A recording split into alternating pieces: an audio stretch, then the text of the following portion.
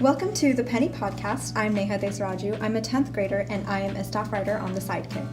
My name is Sarah Wu. I'm in 11th grade and I'm also a staff writer.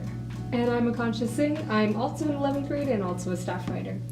So for those of you who haven't watched our past episodes, the Penny Podcast is a weekly hybrid podcast that incorporates elements of interview and conversation with rotating hosts.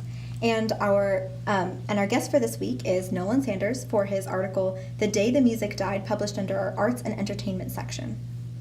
Okay, I'm Nolan Sanders. I'm in the 11th grade. I'm a second-year staff writer for The Sidekick. So this is our headline rundown segment of the Penny Podcast. And our first story comes from Kelly Way, the editor-in-chief on The Sidekick, for her article, The Magic of Impractical Passions, How Making Time for Frivolity Keeps Us Close to Our True Selves, in which Kelly talks about her journey with group writing and developing a passion for cultivating a slightly unconventional, seemingly inconvenient, and sometimes impractical hobby. And our second story comes from Karen Liu, a staff writer, and her article is called Coppell Community Explores Different Culture in Chinese New Year Event. And on February 2nd, the Cozby Library was transformed from its usual quiet studious environment to a place filled with numerous games and activities to celebrate Chinese New Year. And similarly, Shivi Sharma, a staff writer on Sidekick, wrote the article, Chinestory Builds Understanding of Language at Cozby Library. And Chinestory is a business focused on providing Chinese learning tools for those interested in learning the language, or parents looking to teach their children. And they held an event at the Cozby Library this Saturday. I actually think it's really cool that we're able to celebrate all of these different customs that aren't just that portray the racially diverse community of Coppell. Absolutely. I think the diversity of Coppell is one of the things that makes Coppell such a great community to live in, and it's great that we have a library and just a community that's so accepting and willing to learn more about other people's cultures. Now for our new segment, This Week in Music. This Week in Music, the 61st Annual Grammy Awards were presented Sunday night to notable artists for their accomplishments in the music industry. The Record of the Year award went to This Is America by Childish Gambino. Album of the Year went to Golden Hour by Casey Musgraves. Song of the Year went to This Is America by Childish Gambino again. And Best New Artist went to Dua Lipa. The full list of Grammy nominations and winners can be found on the CBS News website.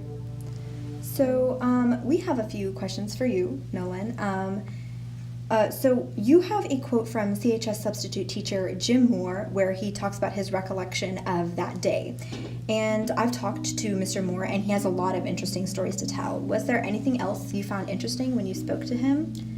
Well, yeah, Buddy Holly was sort of a pioneer in the rock and roll music, and a lot of people didn't appreciate that kind of music at first. It was, wildly unpopular among, the Greatest Generation, the Silent Generation. It was really the baby boomers who got into it more than anybody else. And actually, Mr. Moore was raising a family and starting a business at the time that plane crashed, and he wasn't really into the rock and roll scene at all. When he was a kid, he was into, Frank Sinatra and Bing Crosby and stuff like that, so it didn't really affect him too much, but he saw that it affected other people. Okay. It's interesting. And Holly was known for taking control of his own music instead of letting producers drive his sound. Do you think this has anything to do with the way he changed the music industry, or with artists being able to express their unique art forms? Oh, yeah, absolutely. I mean, he kind of cut out the middleman in a way, and I think that brings the artist much closer to his fan base in a way, you know what I mean? It's just raw, uncut music and given straight to his fans, so that's what's cool about the sound. Mm-hmm. And for you, Nolan, how has Buddy Holly impacted your life personally? Well, I wonder a lot what would have been if he had lived on, because there are a lot of rock stars today that are still around, like Bob Dylan's still around, Waylon Jennings is still around, and you got to kind of think about what music could have been if Buddy Holly had stayed around, and then that's vice versa. How has he changed music now, by being dead for so long, in ways opposite of how if he had been alive. So Yeah, it's actually really cool. You said that Holly and the Crickets recorded their first big hit in 1957, but Holly passed away in 1959, and that's just 2 years of stardom. Right. So it's amazing that they were able to reach so many people during that time. And you were talking about, how has his music impacted the music industry, but how has he impacted, the way you think about music or even life in general? Well, I actually got a quote from a spokesperson for the Buddy Holly Center in Lubbock, and she had told me, he's been dead 60 years. His career lasted just a few years, but we still talk about him all the time today. So he influenced music in such a big way, and he made it possible he inspired all these guys to start writing rock music of their own. But more importantly, he's a culture icon, and I think the 1971 title track of the American Pie album by Don McLean is, that's an icon too. I mean, he brought that to life, you know what I mean? Right. And I think the first time I learned about who Buddy Holly was when I was listening to American Pie. And my mother actually told me, she said, when he refers to the day the music died, it was the plane crash that ultimately took the life of Buddy Holly, and that's when I first started looking into him. It's quite interesting to see how much his own style has influenced the music that we take in today. Sure. Yeah, actually, according to The Telegraph, the Beatles, the Rolling Stones, Bob Dylan, the Byrds, Eric Clapton, Pete Townsend, and Bruce Springsteen all freely admit that they began to play only after Buddy taught them how.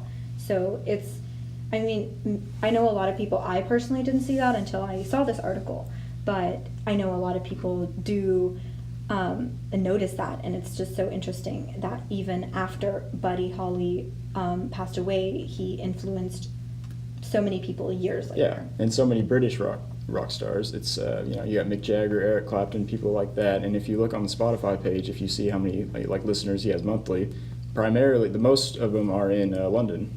So he's influencing people all around the world, literally. It's pretty interesting. And seeing that he has 1 million monthly listeners, I think that's pretty amazing to see how his legacy continues to stay till this day. And so, in your life, what kind of legacy has he left on you personally? Well, I think about him a lot as a Texas musician too. He's from Lubbock. He influenced so many people in so many different genres of music, and I'm saying country, rock music, blues music, anything that originates from the South. He has had a heavy impact on it, and not only that, but he's had a heavy cultural impact on people as well. Because I know he influenced Elton John at a young age. Elton John would wear the same glasses as him, and he was inspired to make music like Buddy Holly. So you think about all these big stars that got into the music scene because they were inspired in some way by Buddy Holly, and that is crazy. And on the note of Elton John, I heard that although he had normal vision, he wore the horn-rimmed glasses reminiscent of Buddy Holly's, and that ruined his eyesight. Yeah, that's funny that you knew that, actually. He totally wore out his eyes. And I heard. So that's pretty interesting. Yeah. Has he influenced any industries outside of music? How has he done that?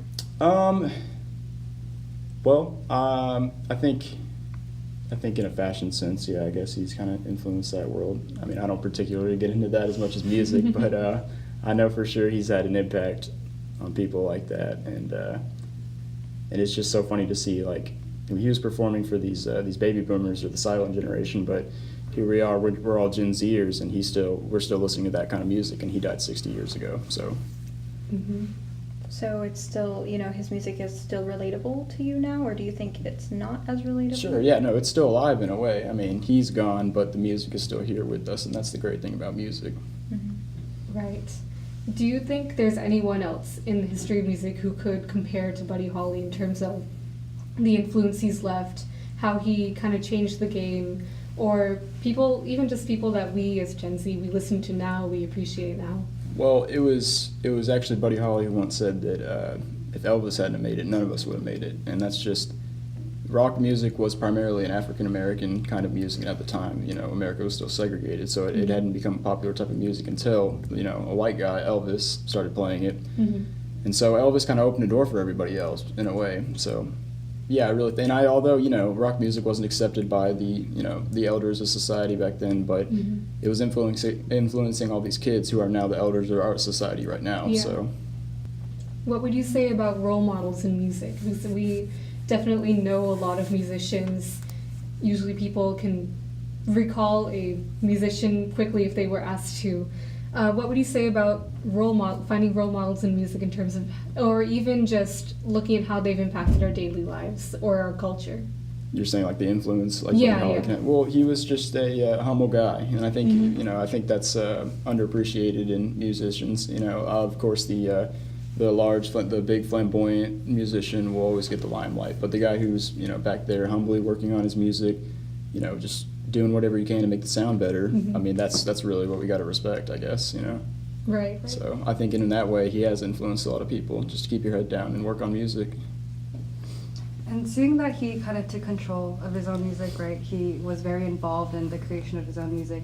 Do you see that currently in the culture of music today, or do you think that was left behind once he passed away? Not as much. Not as much. I think everything's really overproduced. Pop music these days, at least, it's there's a lot of steps now. And I think what was great about Buddy Holly's sound was that it was just uncut, raw energy. And it didn't go through any computers or anything like that. And I think that's what's unique about the music, him and the Crickets.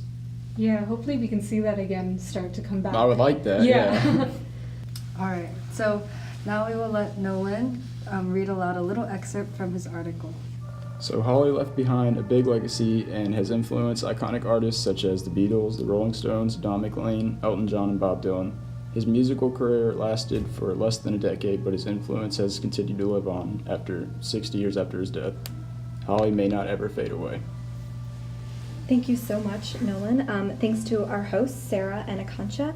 Special thanks to our guest, Sidekick staff writer Nolan Sanders, and to our producer, Andres Bear. Thank you for joining us in the 4th episode of the Penny Podcast. All links to the articles talked about will be provided in the description box down below. Make sure to join us next Thursday for another installment of the Penny Podcast. Ooh.